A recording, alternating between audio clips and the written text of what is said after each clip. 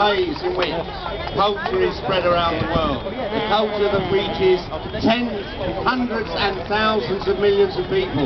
More than any other. It is an incredible popular culture.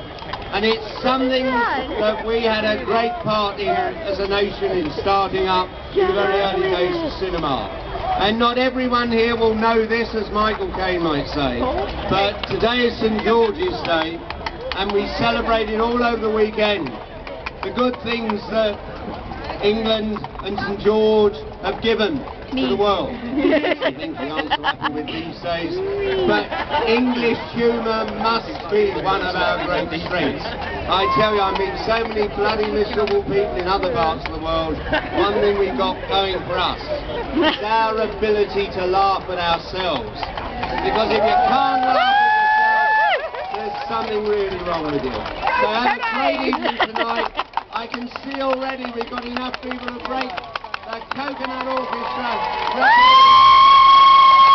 And we're going to beat New York and everything else over the next year. Thank you very much. Ken Livingstone, ladies and gentlemen. We're in London. All right. I promised you some very special guests. Seems right. Thanks, Ken, for the Capital Gold thing, by the way. I promised you some very special guests. It is absolutely my delight and privilege to welcome on stage two people who I have actually had the pleasure of interviewing separately, and both, I can tell you, are absolutely gorgeous, fluffy human beings. Please welcome on stage Terry Jones and Terry Gilliam!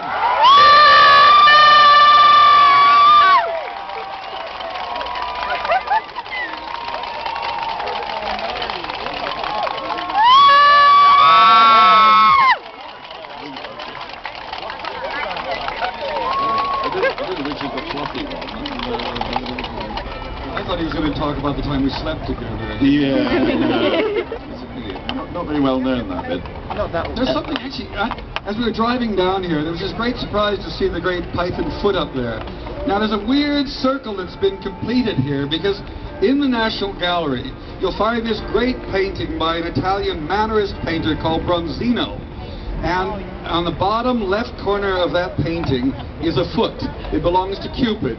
It looks like that. And somehow it's all come home now. I think if we can get the inflatable foot inside the National Gallery, we've got a great tourist attraction. I'm just worried that the National Gallery are going to charge Terry for actually his use of this foot for all these years. But it's lovely to be here. It's great to see so many people here. And I hope we're going to break the record. I'm sure we are. But maybe we should just do a little bit. You know the whole coconut thing started with a joke that Michael Palin wrote with King Arthur coming over the hill and his trusty page Patsy following behind with coconuts. And that sort of started us writing the Holy Grail. And we about halfway through the filming when we realised we couldn't afford horses, we'd have to stick to coconuts. And this is the original Patsy, of course, Terry Gilliam. You know, later on, the latest incarnation of Patsy, who stands behind me here, who has elevated this rather miserable, servile creature into a god, a living god, will explain in great detail. But I do want to remind you all, part of Patsy requires a certain servile attitude. You're a beast of burden. It's not about just gallivanting around like this. You have to suffer for your master. So the posture is very important. The lower jaw should be crossed forward a little bit as well. The forehead should slope back, but there will be plastic surgeons passing amongst you and trying to make this possible later on.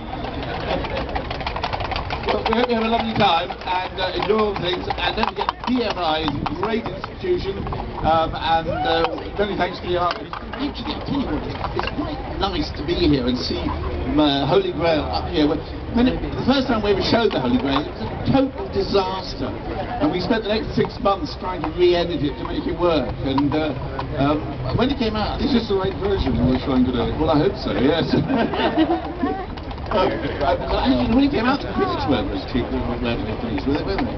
No, people generally, people in important positions, people with taste, have never really liked it, but thank God there's a lot of people like you out there.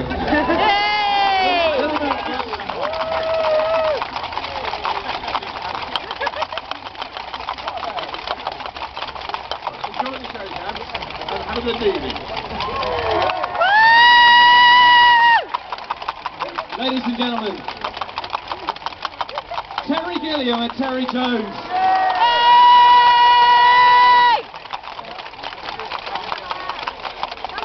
So much humour in two people. Brilliant. Absolutely fantastic. Yes, as Terry was saying there, the BFI are one of the people who've got